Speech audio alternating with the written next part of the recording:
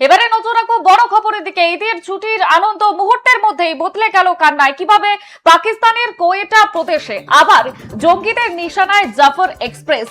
রবিবার কোয়েটায় চমন ফাটকের কাছে ট্রেনে আত্মঘাতী হামলা চালানো হয়, আর বিস্ফোরণের জেরে বেশ কয়েকটি কামরা একেবারে দুমড়ে মুচড়ে তালগোল পাকিয়ে গিয়েছে বলেই জানা যাচ্ছে। আর এই গোটা ঘটনায় 24 জনের মৃত্যু হয়েছে বলেই সূত্র মারফত খবর পাওয়া যাচ্ছে। আহতের সংখ্যাও অনেক বলেই জানা যাচ্ছে।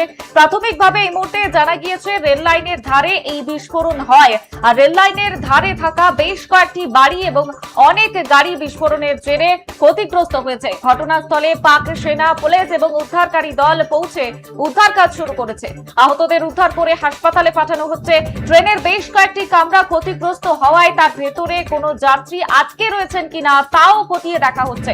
স্থানীয় সংবাদ মাধ্যম সূত্রে জানা গিয়েছে ট্রেনে অনেক সেনাকর্মী ছিলেন, আর সেই কারণেই ট্রেনটিকে নিশানা করা হয়েছিল, এমনটাই সূত্র মারফত জানা যাচ্ছে। আর এই গোটা হামলায় দায় স্বীকার করেছে বালুচিস্তান লিবারেশন আর্মির মজিদ ব্রিগেড।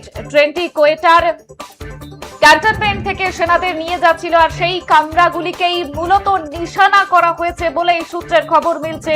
কোয়েটা পুলিশ জানিয়েছে একটি বগি বিস্ফোরণে পুরো তালগোল পাকিয়ে গিয়েছে, বেশ কয়েকটি কামরায় আগুন ধরে যায়, আর এই গোটা হামলায় মৃতের সংখ্যা আরো বাড়তে পারে বলে আশঙ্কা করা হচ্ছে।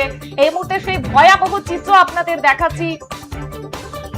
ঈদের ছুটির আনন্দ কিভাবে মুহূর্তের মধ্যে কান্নায় বদলে গিয়েছে সেই মুহূর্তের চিত্র আপনাদের দেখাচ্ছি। পাকিস্তানের কোয়েটা প্রদেশে জঙ্গিদের নিশানায় জাফর এক্সপ্রেস।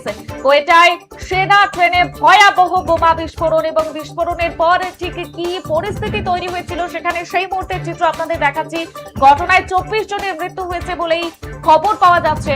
আহতের সংখ্যা আরো অনেক বাড়তে পারে, শুধু তাই নয় মৃতের সংখ্যাও বাড়তে পারে বলেই আশঙ্কা করা হচ্ছে। ট্রেনের মধ্যে কেউ আটকে রয়েছেন কিনা তাও খতিয়ে দেখা হচ্ছে, এবং কেউ যদি আটকে থাকে তাহলে তাকে উদ্ধার করার কাজও শুরু হয়েছে ইতিমধ্যেই। এই মুহূর্তে যে বড় খবরের দিকে আমাদের নজর রয়েছে, পাকিস্তানে ঈদের আগেই রক্তাক্ত পাকিস্তান কোয়েটায় সেনা ট্রেনে ভয়াবহ বোমা বিস্ফোরণ। ঘটনায় নিহত হয়েছেন অন্ততপক্ষে 24 জন। মৃতের সংখ্যা আরো বাড়তে পারে এমনটাই জানা যাচ্ছে।